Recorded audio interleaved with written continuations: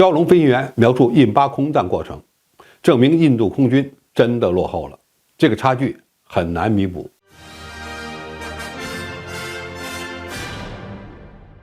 观众朋友，大家好，我是付延少。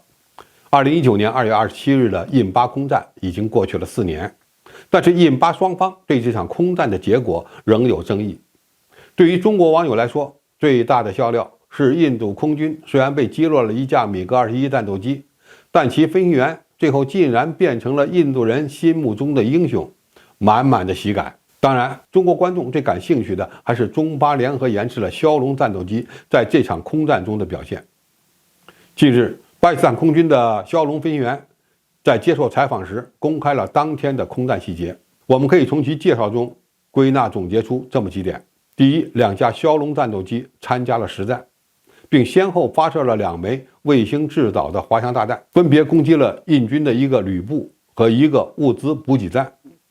第二，F-16战斗机负责掩护枭龙战斗机的对地打击行动，并与印度空军的战斗机发生了空战。第三，F-16发射的空空导弹击落了一架米格21和一架苏30 MKI，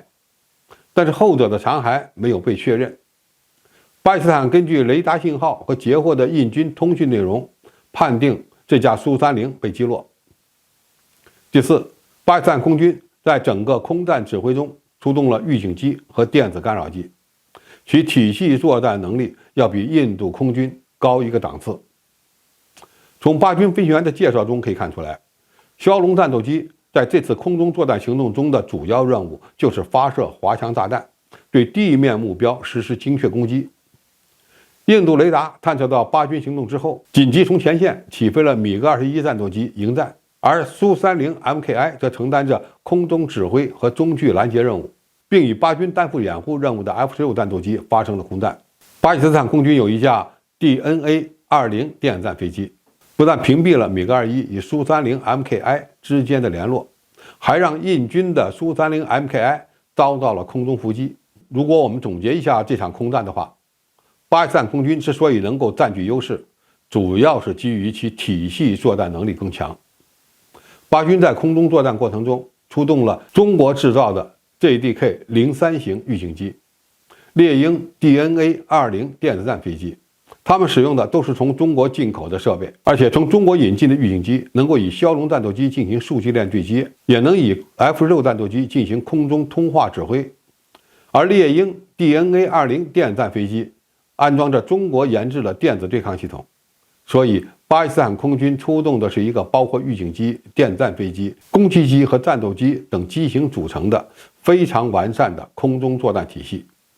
而印度人则是用米格21承担拦截任务，由苏30 MKI 负责指挥和掩护，缺少电战飞机和预警机，被动挨打几乎是必然的。从此次空战的过程中，我们可以看出，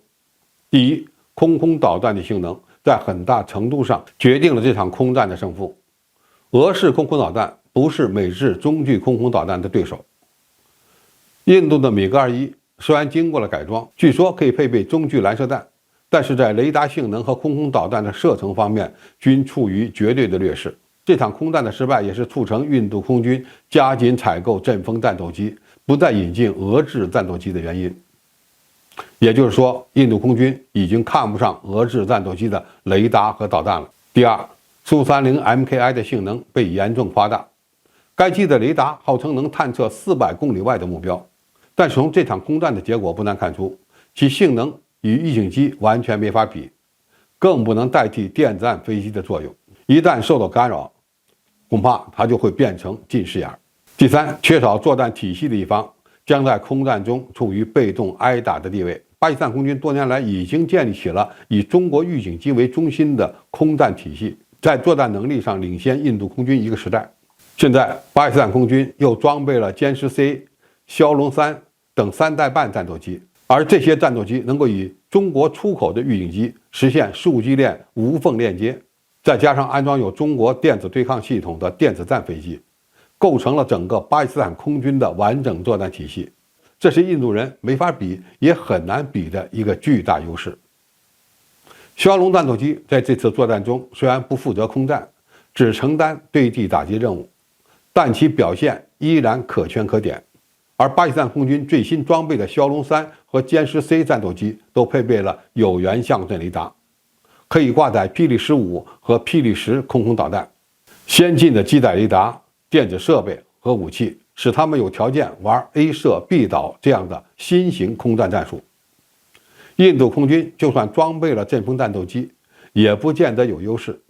道理很简单，印度空军缺少能以战斗机的信息数据进行无缝链接的预警机、指挥机和能够为战斗机提供电磁防护的电子战飞机。这可能就是印度空军在装备发展方面面临的最大困境。好，今天评述就到这里，谢谢大家收看，我们下期再见。